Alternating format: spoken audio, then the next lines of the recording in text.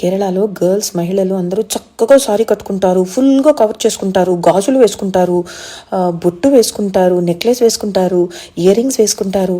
వాళ్ళు సేఫ్గా ఉంటారు తెలుసా.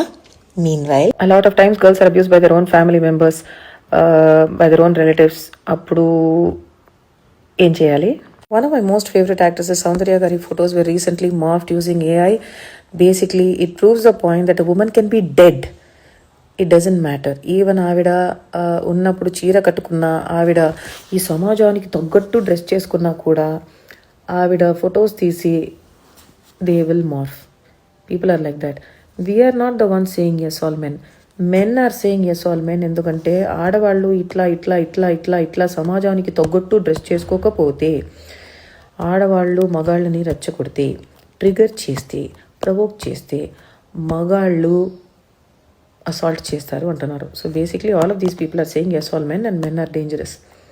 So as survivors, some of us have been molested. I have been molested. I was molested when I was fully clothed with chunni also. Okay, so clothes don't matter. These people are the problem. Rape apologists are the problem. That's why India's rape culture is a problem. సౌందర్య గారి photo కింద ఒక comment ఎలా ఉంటుందంటే, ఆవిడ dead బాడీని I will eat it, నేను కంప్లీట్గా edit చేసి రిడాక్ట్ చేసి చెప్తున్నా, దీనికన్నా చాలా వల్గర్గా ఘోరంగా ఉండిందనమాట ఆ కామెంట్.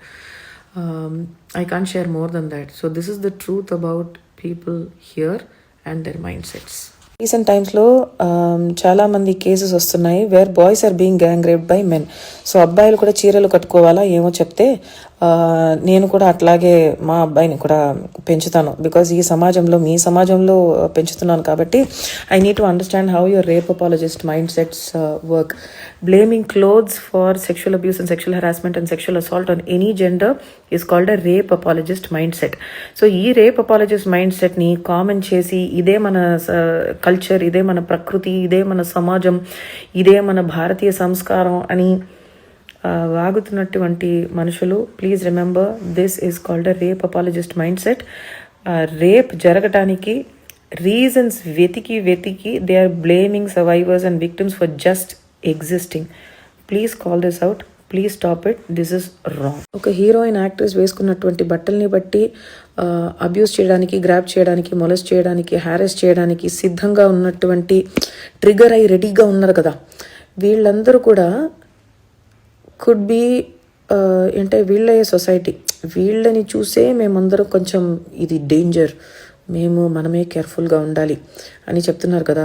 సో వీళ్ళందరూ ఎవరికో తండ్రి, తమ్ముడు, తాత, చిన్నాన్న, పెద్దనాన్న, cousin brother, husband, brother in law, బావ, బామర్ది, ఫ్రెండ్, ఎవరైనా ఉండొచ్చు కదా. So I'm just trying to understand, వీళ్ళకి మాత్రం సంస్కారం నేను నేర్పించలేదా?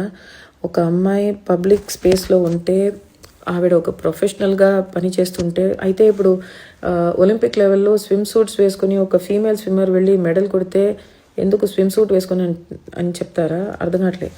The only cause for rape is the rapist, the only cause for abuse is the abuser, the only cause for child sexual abuse is the child sex offender.